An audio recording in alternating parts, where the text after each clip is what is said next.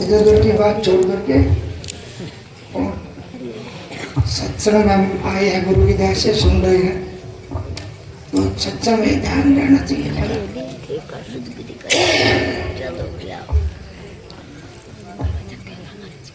संतों की जो शब्द वाणी ध्यान से सुनोगे तो सत्संग में मन लगा रहेगा,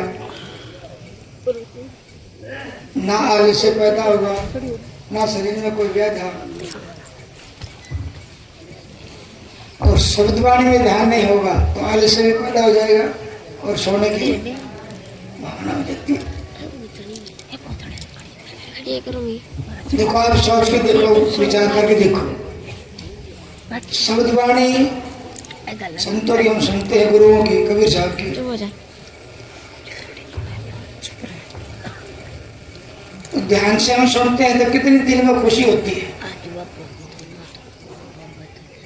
एक शब्द वाणी के सहारे से तो हम जागते हैं पूरी रात, और तो कोई सी चीज है नहीं जी भाई उस चीज के सहारे से हम बैठे हैं, वो खाने की, पीने की, और कोई। देखो, संतों ने ये सत्संग चलाया है, गुरुओं ने, सत्संग की बहुत बड़ी महिमा है, और कोई दूसरा रास्ता है नहीं कि सत्संग के अलावा तो जीव को शांति मिले।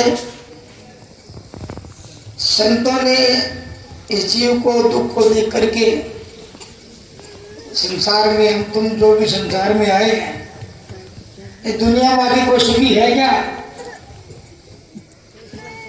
आप अपने ऊपर बैठा के देखो और संसार को देखो, ये दुनिया में आकर के कोई भी सुखी चैन से नहीं है। और संतों ने इस दुख को देखा, कबीर साहब ने, इस संसार में आके तो जीव दुखी है ही है,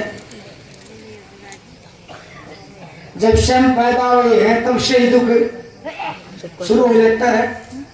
चुप कर दो, ये दुख कैसे मिटेगा?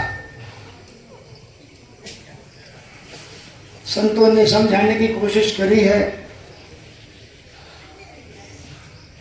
भाई, जीव के दिल में बात बैठ जाए, संतों की, सत्संग की बात बैठ जाए दिमाग में, तो जीव का कल्याण, भलाई हो जाएगी, शांति मिलेगी, और कोई दूसरा रास्ता है नहीं। देखो, महाराज जी ने बताया है भाई, और आपने पहले भी सुना होगा, कोई भी राजा है, राज करता है, तो राज चलाने के लिए अपने मंत्रिमंडल को बुला करके ये कैसे राज चलेगा, हर एक की अपनी अपनी बात पूछता है, अलग अलग राज्य की, अलग अलग जो उसको चला रहे हैं, तो कमी बेसी, सुख दुख, कैसे चलेगा राज। तो देखो, संतों ने गुरु की दया से गहराई से देखा है। गुरु ने महाराज जी पर सदगुरु कबीर साहब की पूरी दया थी, और ऐसी बात जो महाराज जी ने कही है, जो गुरु की दया से आपके सनम बताएंगे, ऐसे चार लोग के इतिहास में किसी लेख में तो है नहीं, किसी भी लेख में ये बात नहीं है, और सबके साथ है, सबके सामने भी है। तो ये काल निरंजन है, जिसका राज है 3 लोक में, उसने भी अपना राज चलाने के लिए अपने जितने मंत्रिमंडल है सबको बुलाया। ये अंदर की बात है। काम, क्रोध, लोभ, मोह, अहंकार, आशा, तृष्णा, भूख, प्यास, सबको इकट्ठा कर लिया। ये अंदर की बात है।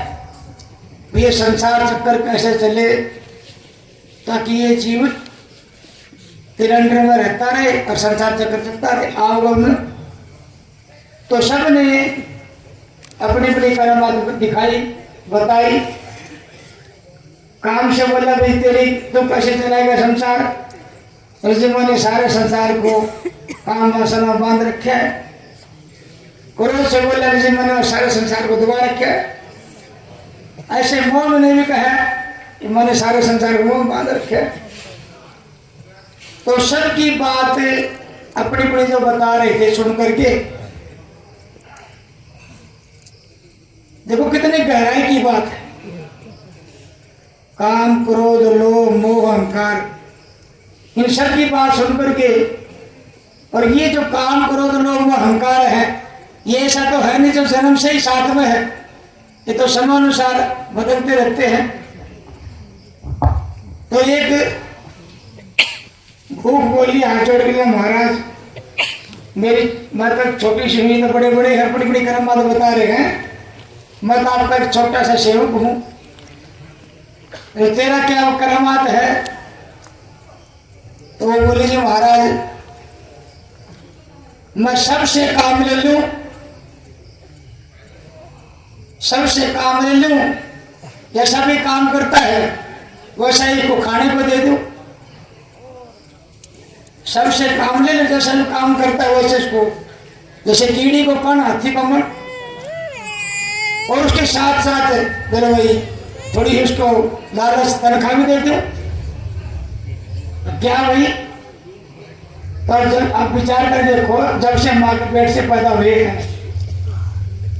माँ का दूध पिया है, फिर बच्चे को खिलाने पिलाने की खूब कोशिश करते हैं, खिला पिला करके आज जब स्कूल जाने का समय होता है, 5 7 साल का स्कूल में भेजते हैं, और पढ़ लिख करके कमाने खाने का ढंग सीखता है, कोई नौकरी का, कोई चाकरी का, कोई खेती बाड़ी का, कोई किसी चीज का, संसार में अपने अपने हिसाब से सब पेट के लिए सब करते हैं। और